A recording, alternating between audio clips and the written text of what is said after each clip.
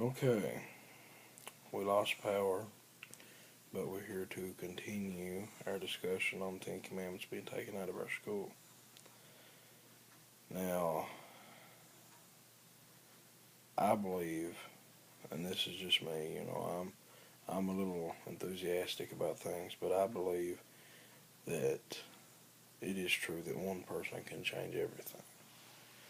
I think that if somebody could just make a stand and say, you know what, I know this is wrong, and I'm going to tell you that this is wrong, and people might follow him. People may follow. People might say, you know what, this guy's right. Well, maybe we ought to listen to him. You know, maybe we should. But people don't want to take a stand anymore. People don't want to stand tall anymore. People want to just hunker down and let everybody walk all over them. And I'm not going to say that I'm not guilty of it myself, because I am. I'm guilty of the same thing. I'm not going to say that everybody else is wrong when I'm right, because I've done the same thing that everybody else has done. But I believe that it's time that something happens. Something has to happen to change something, because if not, we're all going to be in trouble.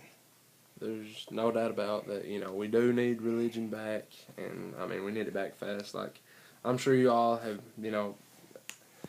at least once or twice in your life, when you were younger, or, just sometime in your life, an elder comes to you. It might be your brother, sister, mother, father, uncle, grandmother, niece, or nephew. They might come to you, with some advice, on how to keep your life straight, And at one point in time in our life, we've all just let it go through one ear and out the other. If you have ever listened to us, please listen to us now. If I could go back and take all the advice that my parents, grandparents, just family members, friends have given me in the past, I would have been a better person. I wouldn't have done half the stuff that I've done, like Chris said earlier in the last video.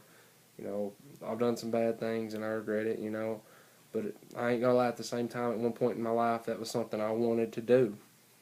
Was it stupid? Yes. Do I regret it? Yes.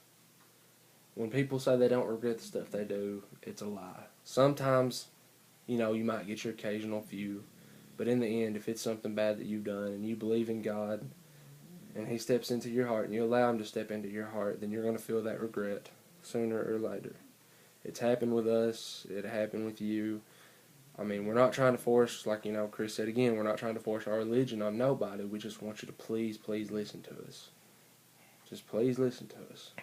And, you will get farther with God. Just think, you could be the poorest man living, but if you have the knowledge of God, you've got the knowledge of life.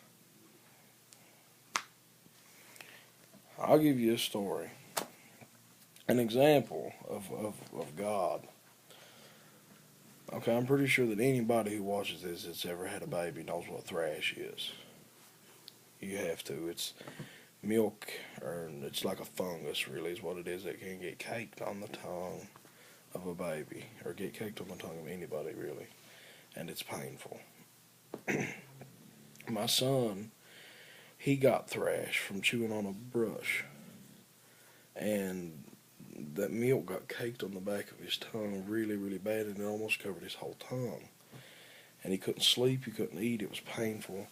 He just couldn't do anything, and it was pitiful as it can be. And my grandfather is the seventh son.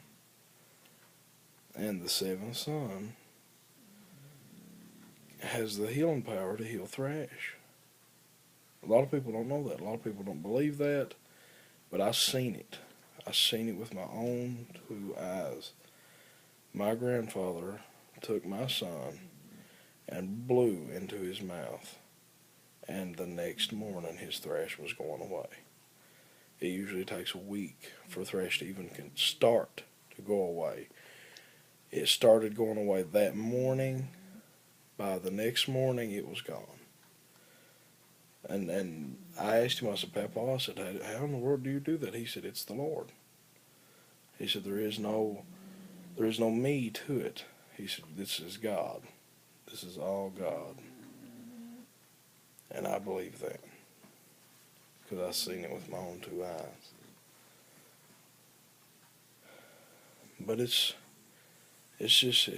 getting to the point to where it's almost unsafe to even send your kids to school. And I honestly believe that it's because God has been taken out of the school systems. I believe that. The reason I believe that is because this much trouble with schools, this much aggravation, this much killing and drugs and just all of that didn't really start until, I mean, it was going on, but it's gotten worse since they took the Ten Commandments out of school. It's gotten worse since they took God out of school. You know, I was raised by the good Lord and a gun. You know, we're raised back in the country, and like I was saying, we're in a small town, in a small community, and then next thing we know, somebody has come in and just rocked us all with taking the Ten Commandments out of our schools. You've got mother against daughter, father against son, brother against sister. It's getting bad. I mean, it's not the same as it used to be. No, it's not. Even families don't act the same as they used to. They used to be close.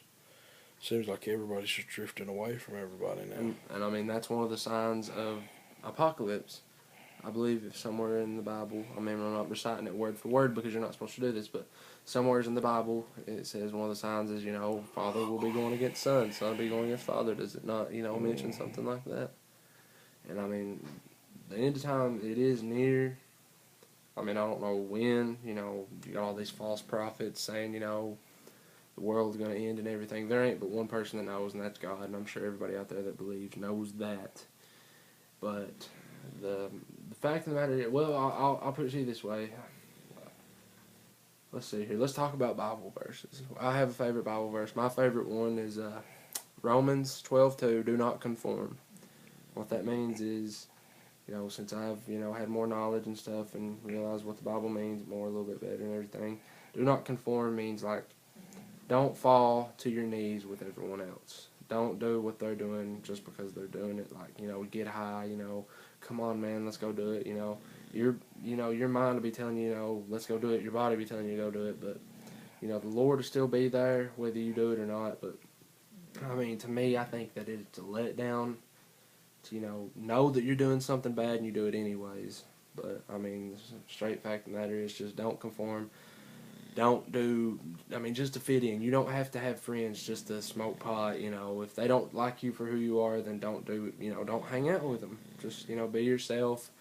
And, I mean, there ain't but, you know, one person that loves you for who you are truly, and that's God. He loves you more than anybody in this world. And, I mean, I think you could vouch for me on that one. Yeah, I could. I mean, he loves you more than your mother. He loves you more than your father. I have done just about everything that I can to disappoint my parents and God. And my parents and God, my father, still stand right behind me and bless me. Mm-hmm. He blessed me with a beautiful family. He blessed me with a beautiful house from nothing. I was 18, no job, no money, no nothing, and God blessed me. Mm-hmm. And found a way to make my life. And I don't appreciate him enough for that. You know, I don't. I'll admit that I don't. I don't go to church every chance I get. And I don't drop down and pray every chance I can. And I need to start that. That's something that I absolutely need to do. I'm not going to criticize everybody else for not doing it because I don't do it. I don't either. I mean... But I believe in it. Mm-hmm. You know, I believe in it. I know I'm doing wrong. See, there's a difference in doing wrong and knowing you're doing wrong. Some people will do wrong and say, you know what, well, I'm okay. I'm all right. I can do whatever I want to do. And I'll be okay. And that's not the case.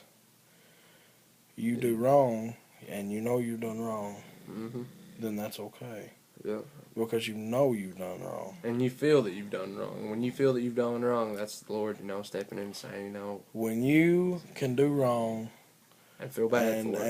and think you're doing right, then you're in trouble. Mm-hmm. Then you're in trouble. When you can go out and fornicate and not feel guilty about it, then you're in trouble. Mm-hmm. Because I do, and I'm not going to lie, I do it. Oh, and yeah. and do I feel guilty about it? Yes. Does that stop me sometimes? No, it don't. No. Like we said before, We're not perfect. No, we're we're not. human, just like everybody else. we are. And, that's one of the main, comes to another reason. Jesus died on the cross for our sins. If it wasn't for If it him, wasn't for him, we'd all be in hell. yeah, every one of us. Every one of us would go straight to hell. And if one person could believe in us enough to do that, and just imagine what God thinks.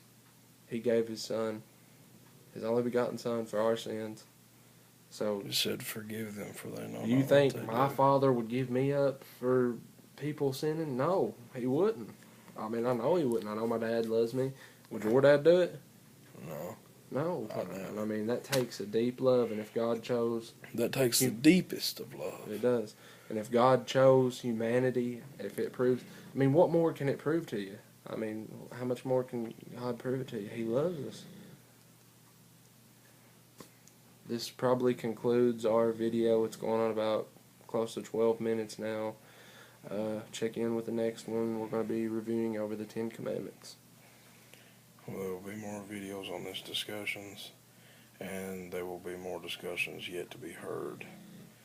So, we'll see y'all.